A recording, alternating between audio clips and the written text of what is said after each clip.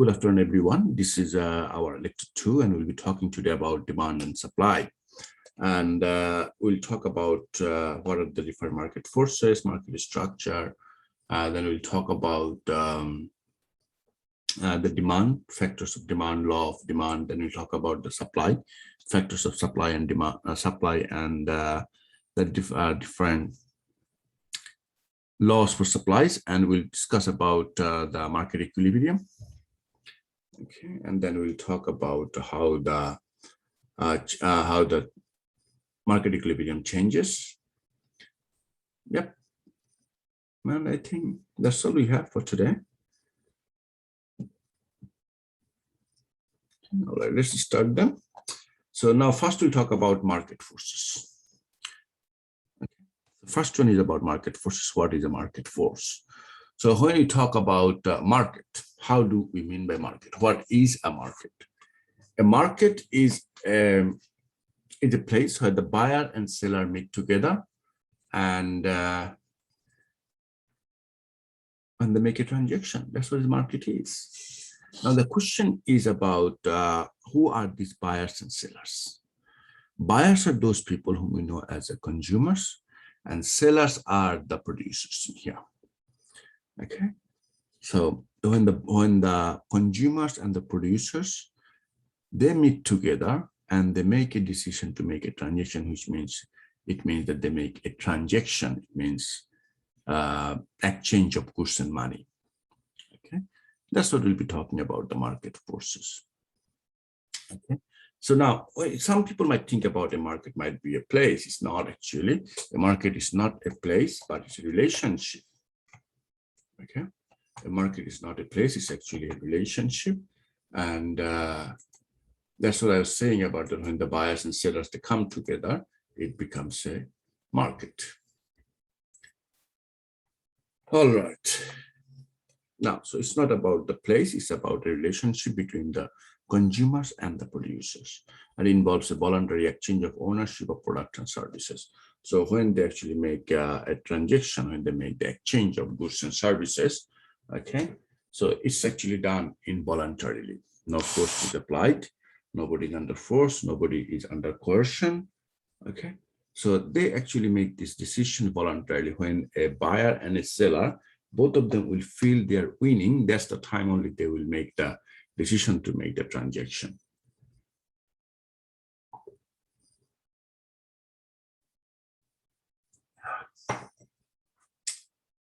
All right. So buyers, who is known as the consumers, they will be determining the demand for goods or services. Sellers, on the other hand, is known as the producers. Okay, the sellers will be actually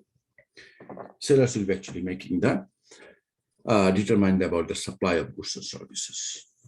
Okay, and when they will make the transaction, they will make the transaction when they will feel like both the parties in win-win situation. Okay, that's the time they will make the transaction or the exchange of ownership. So how do you mean by exchange of ownership? We mean exchange of ownership like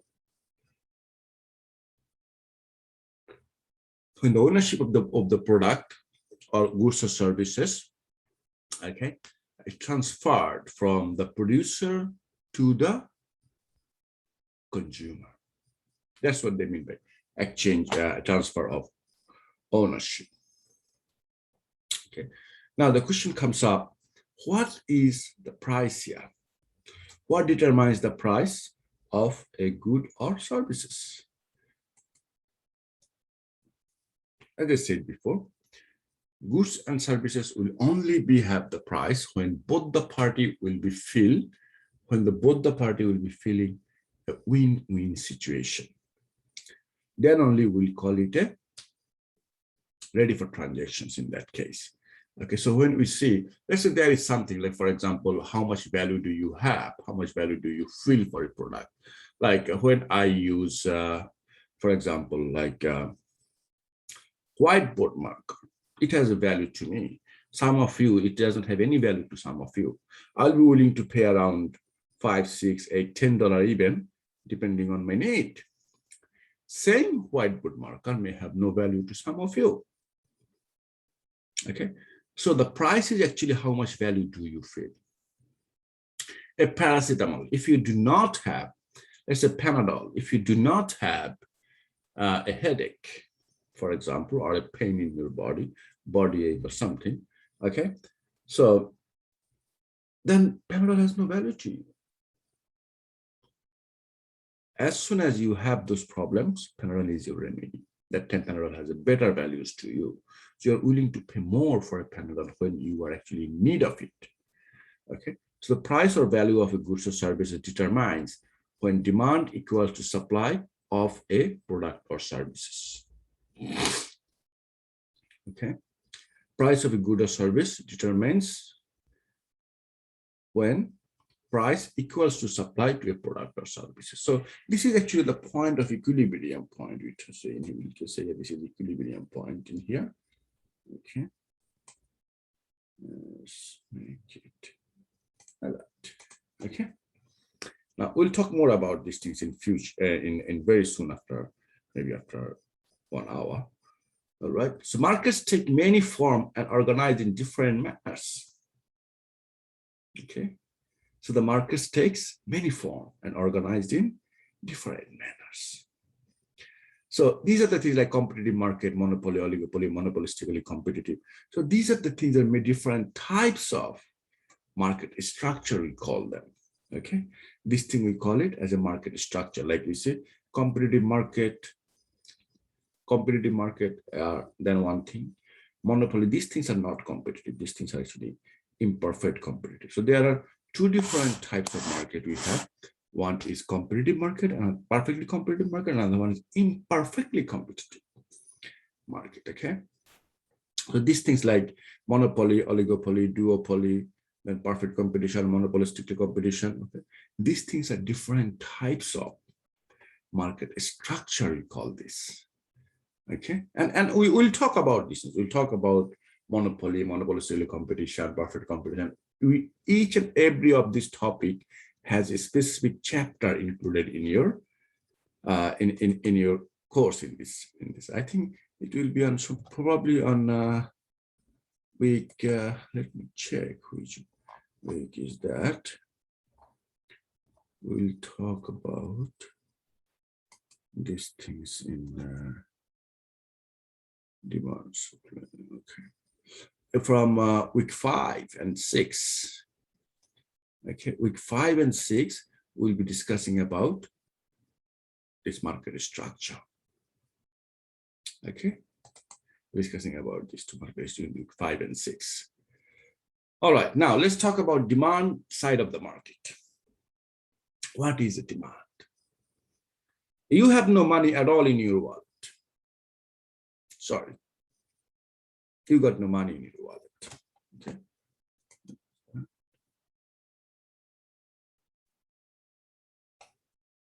Okay, Sherman asked, how does perfect imperfect competition relates to the types of market? It's not about type of, it's about type of market structure, you can say. It's about different types of market structure. From that point of view, they're talking market structure. These are market structures, we can say. Okay. Okay. Does it answer your question, Sherman? Yeah. These are market structures actually, like a competitive, like a perfect competition. Then perfectly competitive market. That's what you can say. The pure way to say is perfectly competitive market, imperfectly competitive market. So imperfectly competitive market goes again subdivided into a monopoly, duopoly, oligopoly. Okay, and another one is monopolistic competition. Okay, so these are the 4 different types of the imperfect competition. And perfect competition itself is one perfect competition. And we'll talk about these things in details. Like perfect competition, we have one whole lecture on perfect competition. Okay. We'll talk more about it on week 5 and 6. Okay, thanks. No worries. Yes. Then here, so what is a demand? That's a good point. What is a demand? Okay. We say the maximum quantity that I'm not going into that book issue. I'll give you a very specific, very simple, easy example from our daily life. So now the question is, what is a demand? Very good. So a demand is, a lot of us might think that whatever I want is my demand. No, not necessarily. Whatever you want is not a demand. All right. So let's put it this way. You got no money. Okay. You're completely empty, broke, no money at all. Okay. Let me have you guys $100. Okay. Let's say you're $100. Let's look a little bit better. No money looks pretty poor. Not that good point. All right. Okay. So let's say you have $100. Now with the $100 in your wallet, you're going out, and all of a sudden you saw a lovely Mercedes-Benz, and you want it. Is that your demand? No, it's not your demand. It's your want. Okay. There is a bit fine line difference between demand and want. You can want anything you want. Doesn't matter. Anything you wish you can want. No big deal. But when you have the ability to afford it, all right, you have the ability to afford it. You see the second last point. So something we'll call demand when you want it, and you have the ability to afford it. $100 in your wallet, you are asking, you want a Mercedes-Benz, is not going to work. That's not your demand. That's simply your want. That's okay. You can wish for a one. That's all right. And last thing is that it might also happen that, let's say, another person, now let me make you a real rich. Let's say you have $1 million in your bank account. It's not in your wallet anyway. $1 million will be in your bank account, for example. Okay, so you have $1 million in your bank account. Now you can see a Mercedes-Benz. You want it. Okay, and you have the money too. You can afford it too. Now the point is, you can go to this, you can go to the shop, you can go to the store. Okay.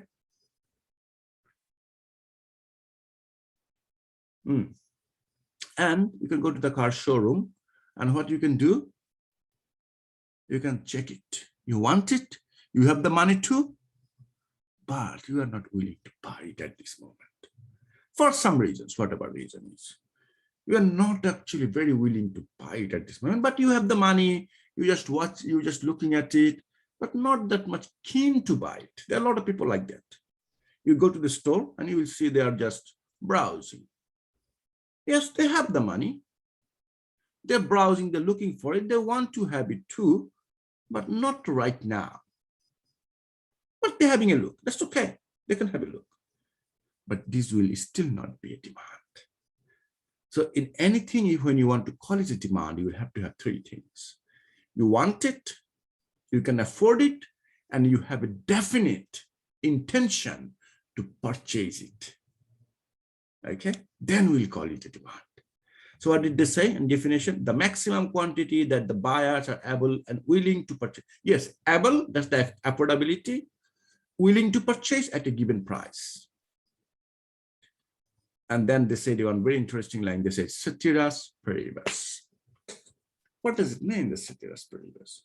Ceteris paribus, this is a Latin word, and it is a Latin phrase, and it means, Latin term, it means that other things remain constant. That's what we mean by ceteris paribus.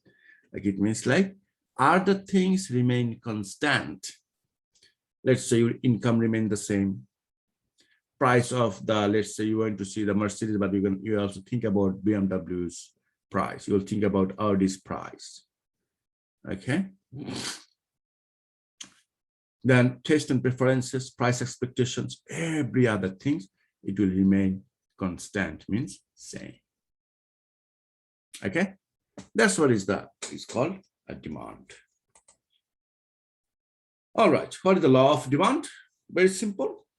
Law of demand says if price of goods increases, quantity demand for goods decreases.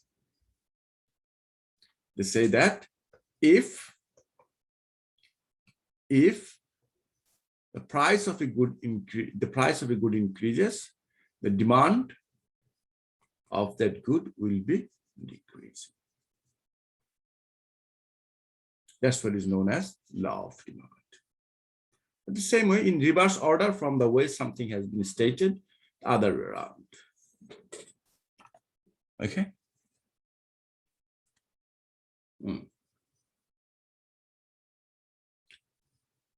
All right. Now, then we talk about, this says here, quantity demanded. How do they mean by quantity demanded? Okay. All right, let me explain a little bit more about quantity demanded. How do they mean by this? Okay. Demand and quantity demanded is not the same thing. Okay. Quantity, when you talk about quantity demanded, it means that at a specific price, how much or how many a buyer wants to buy. That's what is known as quantity demanded. Quantity demanded of goods or services is the amount of consumer plans to buy given a specific price level. Okay. For example, in here, like we have here price per kilo. This is a relationship we're going to actually make in here. Okay. We're going to make a relationship here. The relationship between the price and the quantity demanded. Look, when the price of an item per kilo, the price per kilo is 40 cents. Okay. At 40 cents of price, Tracy's demand is 28 kilo. 28 kilogram is the Tracy's demand. But Darren's demand is 16 kilo. Okay, 16 kilo. So like this, when you add up, so this look, this Tracy's demand, that's quantity demanded. Darren's demand, that's quantity demanded. All right. So at a specific price, like 40 cents or 80 cents or 120, 160 or 2, whatever price you say, look at here. When the price increases, look, Tracy's demand is decreasing slowly. If it goes as $2 a kilo, Tracy is going to buy anything at all. Okay. Let's say this is the thing is priced for what? Onion. $2 a kilo. Tracy says nothing I'm buying. But Darren is still buying 6 kilo. Okay. I'm coming total market rate a little bit later. Let me clarify this quantity demanded first. Okay. So now you can see here the price is slowly increasing. 40, 80, 120, 160, 2. Look, price is increasing. At the same time, if you look at Tracy's demand and Darren's demand, you will see that their demand is decreasing. So Tracy's demand at 40 cents per kilo, her demand is 28 kilogram. At $2 kilo of onion, Tracy's demand is 0. But look at Darren's. $2 a kilo, Darren still wants to buy 6 kilogram. Now, you might ask, what is these things on the side? 700, 500, and even it's thousands kilo. Oh, wow, what is that? Well, these things is telling you the total market demand. When you talk about total market demand, okay, you actually added up all the people like Tracy, Darren, and other peoples. All the individual, when you talk about individual persons purchasing, when you're showing individual persons demand at a specific price, you call it quantity demanded. Okay, but exactly the same thing when you add up all the individual customers together, okay, then you get the total market demand. Like Tracy and Darren, how many people we have in NSW, for example, or for example, let's say whole Australia, 25 million people. You see that? Cool. Then the whole market will be known as market demand. Okay, look, in the whole country, they might need a 700,000 ton of onion at $40 price. Sorry, 40 cent price. And $2, It's 100,000 ton. Do you see? So the rules remain the same. The law remains the same. Price increases, quantity demanded will be decreasing. Okay. So this is the thing. If you put them in a graphical manner, that's what you will see. Okay. At 40 cent. Okay. Price per kilo 40 cent. We can see a 700,000 ton is the demand. At 80, point B, which is 500,000. At 120, $1.20, see, 350. See that? So this is the graph. It's a blue line, A, B, C, D, E. This line is your demand curve. Okay, this line demand curve. Now, interesting part here is that what you need to keep it in your mind. The demand curve, what is a demand curve? Demand curve is a graphical presentation that shows you the relationship between price and the quantity demanded. Look at here, the price here. So price, when you show when you draw a graph, that time, if it is like this two-dimensional graph, you can see here, we have x-axis and y-axis. In the x-axis, we put the quantity, and the y-axis, we put the price. So the graph we are drawing here, A, B, C, D, E, this blue line, demand curve. The demand curve is going to show you the relationship between the price and the quantity. That's it. Okay, so price in vertical axis and the quantity is on the horizontal axis. Any questions for me, guys? No. Thank you very much. Okay. If you have no questions, that's good. Any suggestions? I understand you have no questions. Any suggestions like if I'm going too fast or I'm not giving the proper examples, you can make a comment. That's all right. I understand that. Okay. So I'm just trying to be open and flexible for you to understand. Okay. So anytime, feel free to tell me anything you need. Okay. Next. Now, why quantity demand falls when price rises? Why is that? That's very rational thinking, that when the price will increase, I'll buy less. But this is right, you're rationally thinking, that's okay. But deep inside your mind, two things are actually having an impact in your mind. Two things are actually striking in your mind. I don't know if you notice it or not, if it is you realize it or not, but consciously, unconsciously, these two things are actually having impact in you. What are these two things? Substitute effect and the income effect. Okay, these two things. What is a substitute effect? Well, now put it this way. Substitute effect means when the price is too high, we look for substitutes. All right. Have you recently seen the price for fuel? Oh, it's too much now. Last month I bought the fuel for how much? 140. This time it's 155. Okay, it's gone up. I mean 100 liter I'm talking about. Okay, so we have to think about substitute effect. And this week I have seen Scott Morrison went for somewhere there. He's looking for electric vehicles. Okay, I see a hope. I see some substitution is coming up because I can't have, this is too much for me, too expensive for me, this fuel. Now, when the price of a good rises, people will think with the same money, can I buy something alternative that will also do my work, that will also do the job? Maybe let's say I can find an electric car. It does the work. Maybe I can use public transport. That does the job. Okay.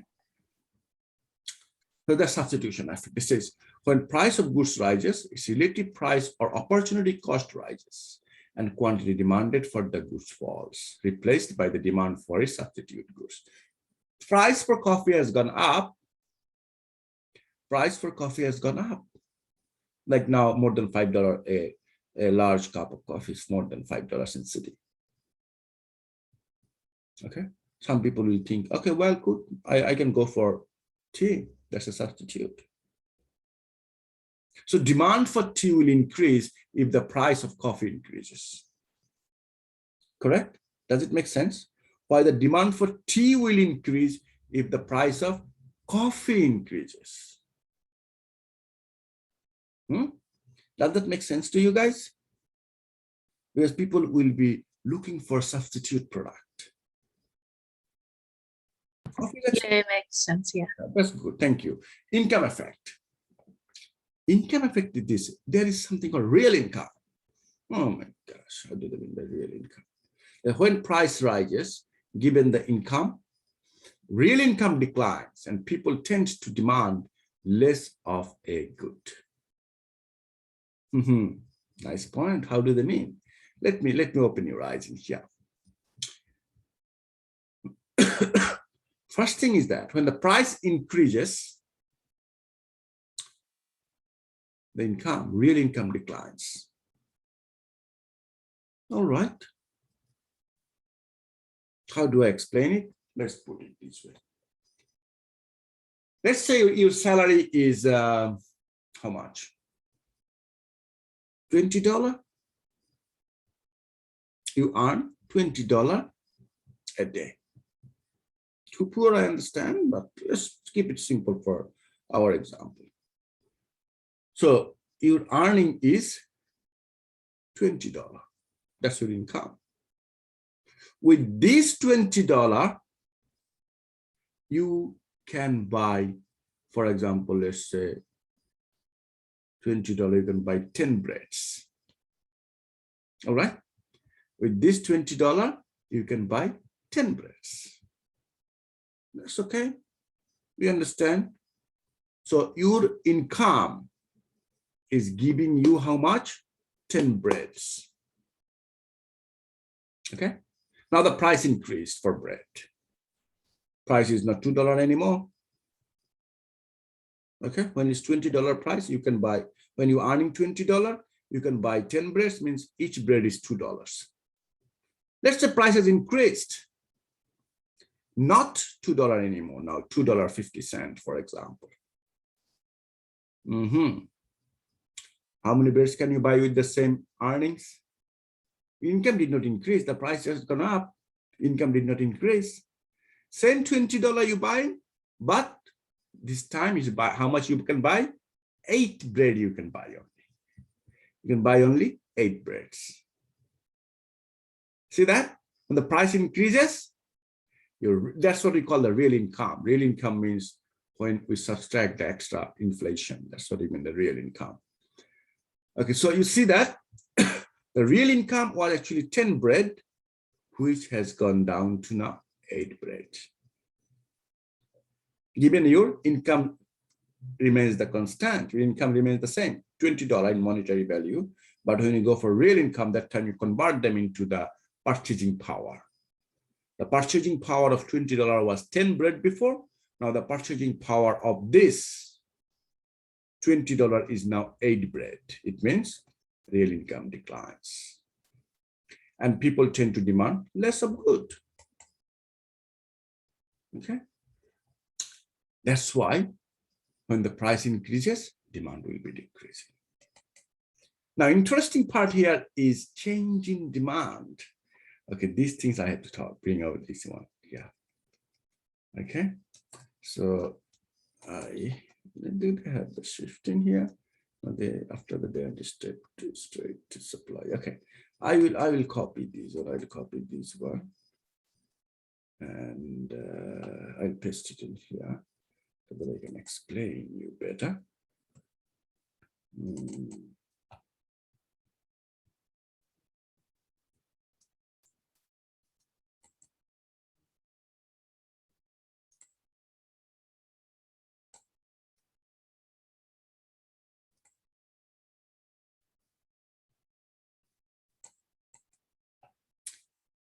right, let me format it.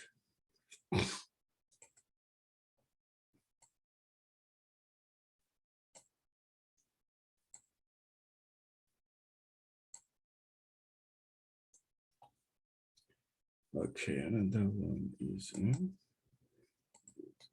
copy this image and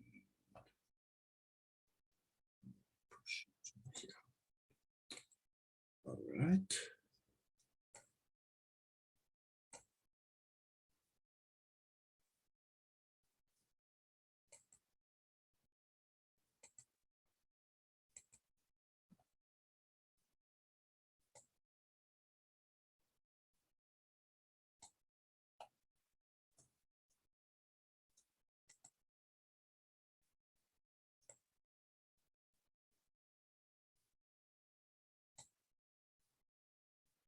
Okay.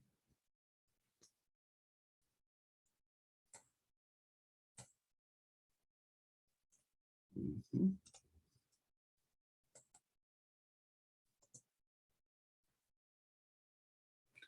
All right, I got it in here.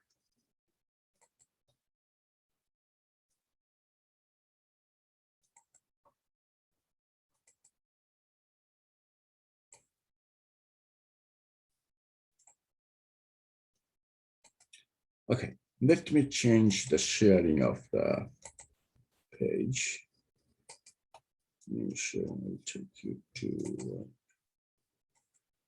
So you have already seen this graph.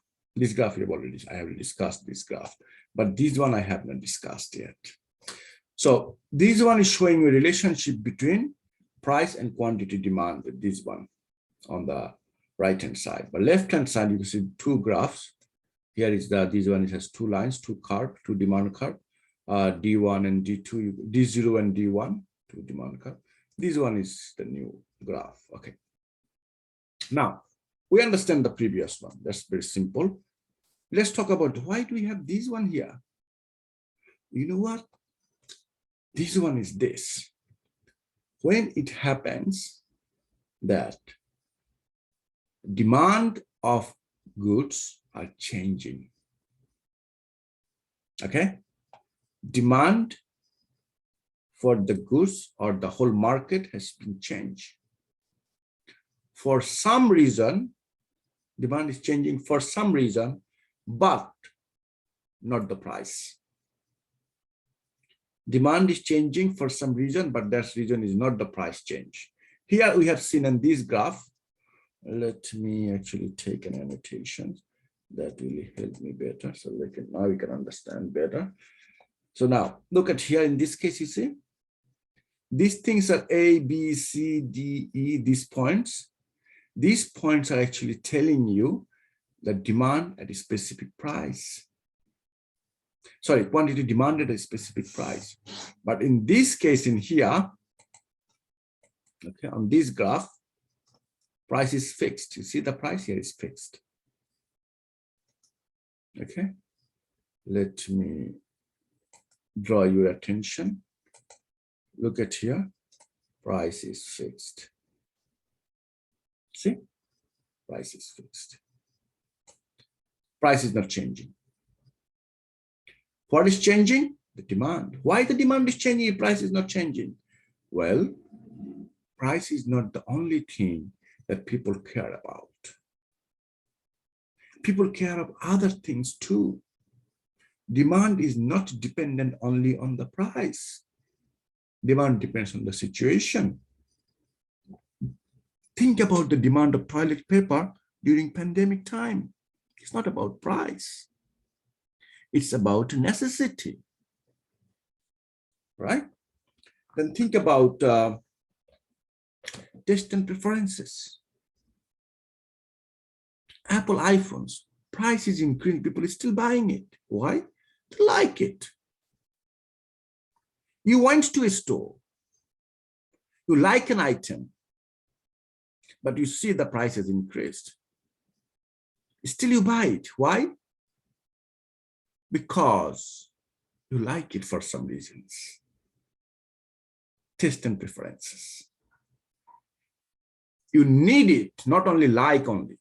So from my tone, you might feel, oh, okay, so it's about price and liking, not necessarily price and liking only. Other factors involved too. Need. Okay, need is another issue. It's a necessity. The item is a necessity. Okay, people will buy it even the price is high. Let's say your staple food is bread or pasta, for example. What you like most is pasta. Now, price for pasta has increased. You cannot change your habit overnight. You can't. You will still buy it because that's the food you're habituated with. See that? Medicine, another item. Even the price goes up, people will still buy it. They cannot say, oh, price has gone up, I'm going to actually change I'm not going to buy the medicine. No. Okay. So when it happens that price remains fixed, but the demand is changing for some other reasons. I don't care which reason is that. There will be a shift of the demand curve from D0 to D1. Now you can ask me a question, hey, look at this. This is very funny. It's just going on the right side from D0 to D1, going on the right side. Well, that's an example we are showing here. It could go on this side too. It could come on this way as well. Left side. It could come on this side too. See, it can go this way too. Not necessarily all the time that demand will just increase. Demand might decrease too. Okay.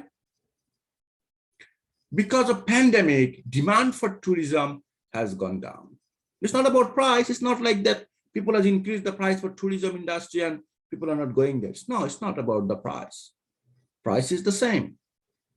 People still don't want to go to the tourism industry. Why is that? Because people are panicking. Government restrictions is the issue here. Even they are not panic, it's the government restrictions are there. Right? So demand has gone down. So see, that time demand curve is shifting to the left.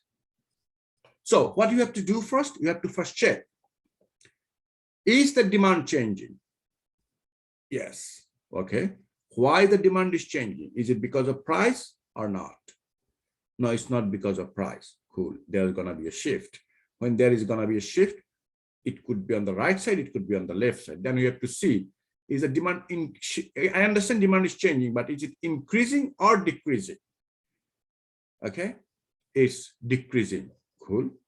We know demand is decreasing, but not because of price, for some other reasons. Just draw another line parallel to this D0 in here. Okay, that's what we mean here. All right, guys. So this is called shift of the curve. And this is called movement along the line. Okay, I'll show you.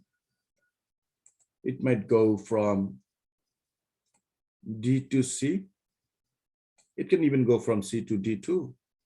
It might go from, let's say, A to D. Yeah, it depends. Or maybe it could go from D to A as well. So whatever they do, A, B, C, D, wherever they travel, look, the point is they are moving along the demand line. This is called movement along the curve. And the other one on the left side, this is called shift of the curve. Is this clear to you guys? Yep. Yep. Cool. So now you know both the cases in here. Let me take these drawings off. Okay, cool. So this is our situation actually in here, okay? Nice. Oh, I have to close this one. Yeah, now it's gonna work.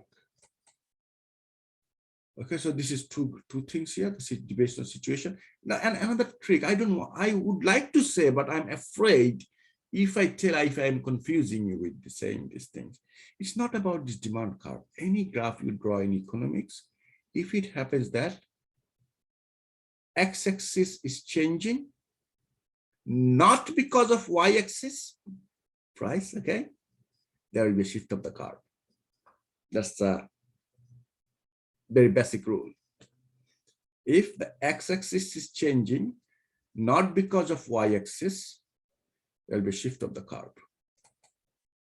And if x-axis is changing because of the y-axis, movement along the line. Okay, this is a basic thing for when you draw your graphs. That's the thing, okay? Anyway, we'll talk more about it, so don't worry. All right. You guys know these things now. That's good. So you understand. Here, movement along and shift in the demand curve. See? So movement along I showed you, and this is the shift. This is called shift in the demand curve. And movement along is the previous one. All right. We have almost, okay, now supply curve. Like what is supply curve? What is supply? Same way, same thing. Supply of a good is the maximum quantities that sellers are willing, like the same way, like the demand. You want to buy it, you have the ability to buy it, and you have the intention to buy it. That's demand. Supply exactly the same way, but in opposite manner. You want to supply, number one. You have the ability to supply, and you have intention to supply too. That will be supply. Then you will call it supply. Okay. And what the supply curve shows? Supply curve shows the relationship between the quantity supplied of goods and in prices. The supply curve will be telling, it'll be like this. You see? It's a upward sloping, we call that. Okay, let me copy this one too. And I will paste it in here. This is supply.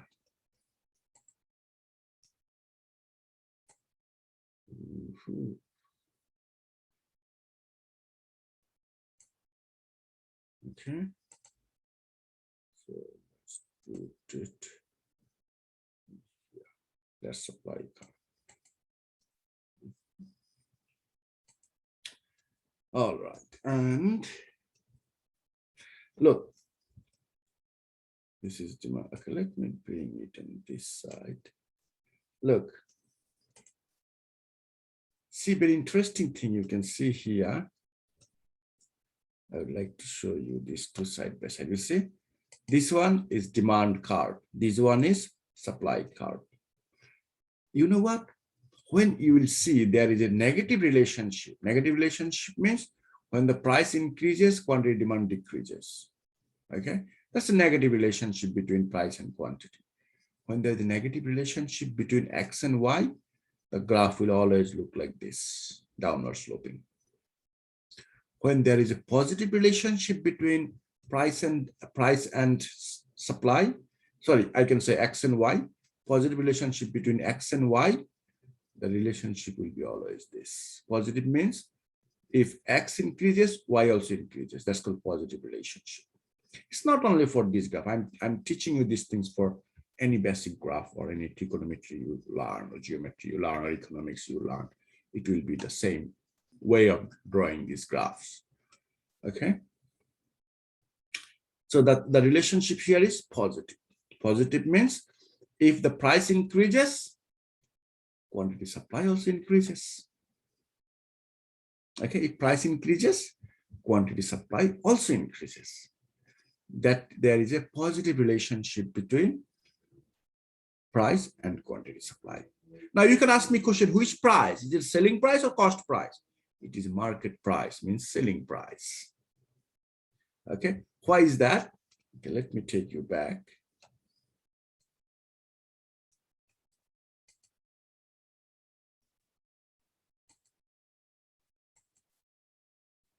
Okay, let me take you back to this. Okay. Now, so this one is actually positive relationship between price and quantity. So look, Price increases from 40 to 80, 80 to 120, 120 to 160, 160 to $2. Okay, price of a kilogram of onion. Look at here. Price is increased, price increasing, supply also increasing. Why? The better market price they will have, the better profit the supplier can make. That's why they're willing to make a better supply. That is the reason they're willing to make a better supply. Okay. So they have a table in here. Price of okay, they gave the potato price. I said onion anyway. That's okay.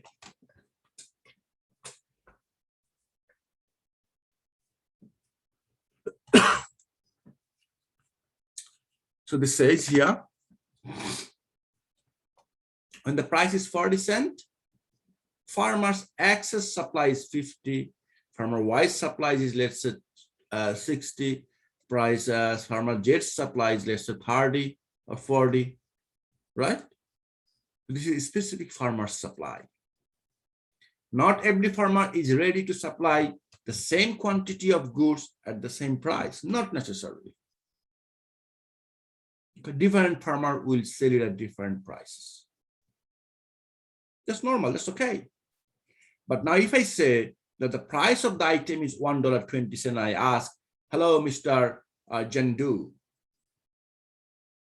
the farmer Jandu, Mr. X, okay, how many kilo you want to supply at $1.20? I said, I'm ready to supply at $1.20. I'm going to supply 100 kilogram or 100 ton of goods. Then I asked the same person, well, if I increase the price to $2, so if you increase it to $2, I'm going to supply you 130 kilo then, on a 30 ton then. Make sense? That's the case. So the higher the price I offered them, higher the price the market offered them, the more they will supply. And you know, total market supply means all the suppliers together is the market supply. This table is known as supply schedule, okay? And this is known as supply curve, two different things, okay? So supply curve and supply schedule is same thing, but two different format. One is a numeric format, another one is graphical format. They're related. So graph is created using the numerical format, okay? Yes. All right. Any questions for me, guys? So far? Any questions for me? No. Cool. Very nice. Now, yes. Okay, after class. Okay. Hang, you can ask me the question right now. No problem at all. Maybe the question you have, maybe some of the students also have the same question. Or maybe the question you have, based on that question you are proceeding forward, you may not understand that in the next couple of hours, you know. It's better about the workshop. Say again?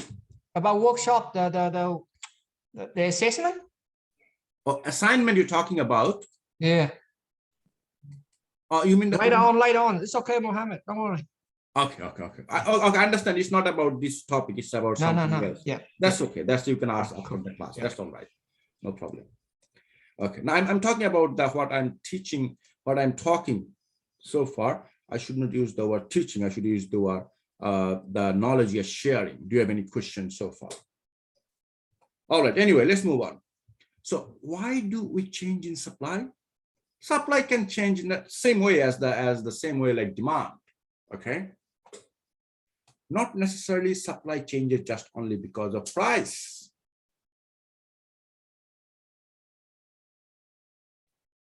Okay. Supply can change for some other regions too.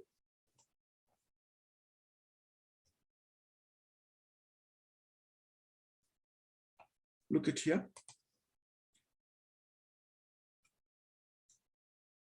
Tiani Wang. Okay. Does anyone have WeChat? I can download WhatsApp. I don't know, WhatsApp something beta version now.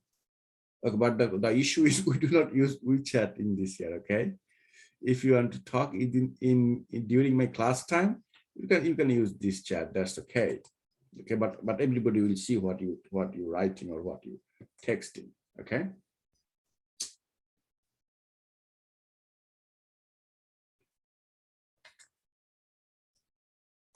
All right. Now the major factors shift the supply curve rightward or leftward. Okay, this is about changes in supply. So before I do these things, it's not only the price. Okay, it's not only the price, it could be some other reason, some other factors. Okay, price of related goods, the profitability of goods in the joint supply, nature, random shock, and aim of producers. I will say natural disaster too, seasonal too, season two because of supply. Expectation of future prices, number of suppliers, change in quantity supplied. Okay, depends on so many things. The supply will depend. Okay, not necessarily supply will depend just only because of price. No, not necessarily. Okay, so now here, oh, here they did it very well. This is very well done. Let me copy this graph. Now I can talk better. All right, let me fix this one.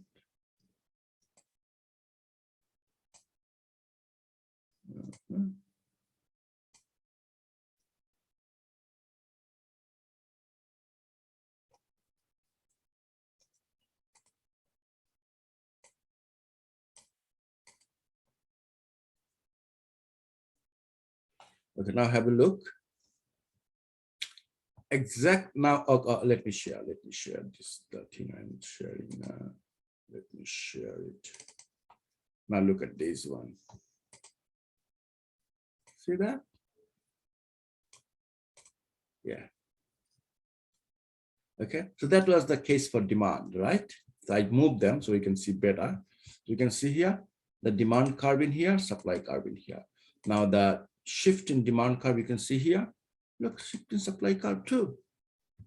Again, the same way, the supply curve will shift when supply is changing, not because of price, but for some other reasons. Yes, supply curve will be shifting too.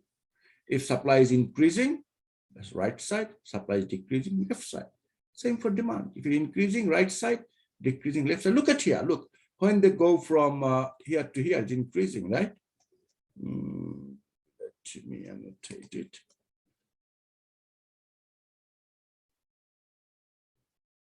Look, demand increasing from here to here. See that? This is increasing. If you count from the 0, it's increasing. Q0 to Q1 increased. If it is decreasing, if you draw another line in here, I'll show you. This. If you draw another line in here, okay, let's say, it's not that parallel. This, you can see now that you can see here, just look at this. See that? Now you can see that demand is decreasing. See, it was in here, now it's moved from here to here. Look, moving from here to here. See that? Decreased. Demand curve is decreased from Q2, Q0 to, I don't know what you would say, something less. Okay. Yes, same thing goes with our supply curve too. Oh gosh, I need to remove that. Okay, clear all drawings. Okay. So yes, same thing goes with the supply curve. Is it a little bit tough or is okay? Are you guys clear with the demand and supply now with me? Yeah. Okay, cool. Now we're gonna talk about, I think, oh my God, are we almost finished? Market equilibrium, yeah. Almost there. Okay, how do we create market equilibrium? Look, suppliers do not want to oversupply. Suppliers do not want like shortage as well. Okay, short in supply. They don't want to do these things. Okay. So what is the market equilibrium? Market equilibrium says that we need to find a situation where the demand and supply both will be exactly same. Where the demand and supply both are exactly same. Here, look at this point. At price $1.20, you can see here that at this point, let me actually draw this, copy this one. Okay. Actually, we are almost done actually. But I don't need to look at the slides anymore. I'll take it down. I'll draw from here. And I'm going to share this snapshot. Share in here. Okay, here. Look at this. What we have done here is that very simple and straightforward.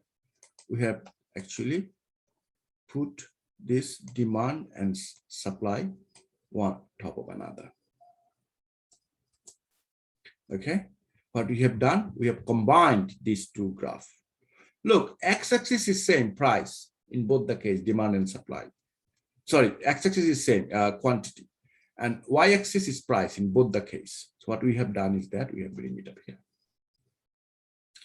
Okay, so this is x-axis and this is y-axis. So x-axis showing the quantity, y-axis is showing us the price. So what happens in this case, look, where the demand and supply curve intersect at this point, okay, when the demand and supply curve actually intersect at this point, okay, this one is known as our equilibrium point, this point. Okay, this point is known as equilibrium point. Yeah, it shows C, that equilibrium point. Actually, it has a specific name. We should call it that name. I'll say, we call that equilibrium. That's the name, equilibrium point. Oh, so that's the name, equilibrium point. Yeah. This C is our equilibrium point. So I keep it in here so you guys can understand. This is our equilibrium point. At this point, demand is Q0, supply also Q0, which is 350, I believe. 300, 400 in the middle, 350, it's say. Okay. At $1.20 price of potato, a kilo. Okay. The demand is 350. This is the demand curve, you can see. Let's go in here.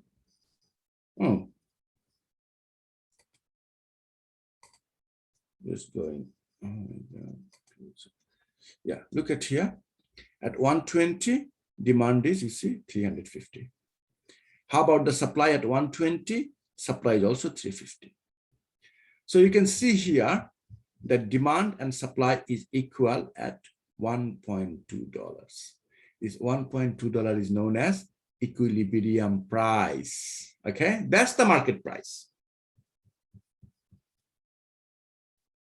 Equilibrium price is our market price.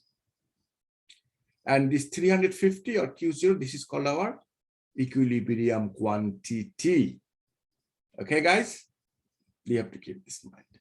So if you now that, so we will say that if the price is $1.20, the potato market will be stable, meaning that demand and supply will match each other. So there will be no oversupply, there will be no shortage of supply. Okay. Now, what about if we increase the price from 120 to 160? Then what happens? When you increase the price, according to supply law, supply will increase, supply will be at D. What about the demand? Demand will be according to demand law.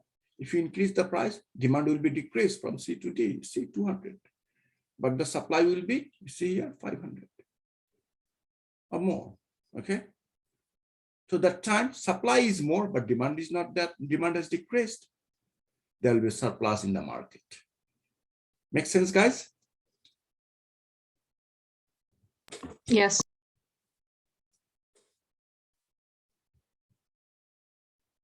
Now, when you will ask me, well, all right, if that is the case, if that is the case, then what about we decrease the price? If you decrease price from 120 to 80 cents, that time price has gone down. The price goes down. Oh my God, people will demand more. See, it's still your movement along the line, you see, because the price is changing. Okay, it's still we are moving along the line. Now, so look, demand will be actually here. Demand will be 500, but the supply is 200. Okay, there is a shortage in the market. Make sense, guys? So now, then what happens then? Then it's very simple. When there is a shortage, when there is a shortage of supply, okay, the price goes up. It's very simple. Price goes up and bring it. Even you price increase the price, there is a surplus in the market. When there is oversupply in the market, price goes down. That's what we know. So where do they fix? They fix at equilibrium point. Okay. Anyway, if even you increase the price or decrease the price, end of the day, the price will come and settle down at equilibrium point. Okay. Is this all clear to you guys? Yep, all clear. No problem at all. Thank you very much. I think that's all we got in here today. Definition of market equilibrium. We got it. Okay. Increase in demand, give the supply good, shift the demand curve rightward. Yeah, equilibrium given the supply. Okay. That's it. That's the whole point we have in here. Very competitive market. We'll talk about it because we have a whole chapter about it. Okay. Not to worry about this. That's all we got in for today. All right. I will, yeah.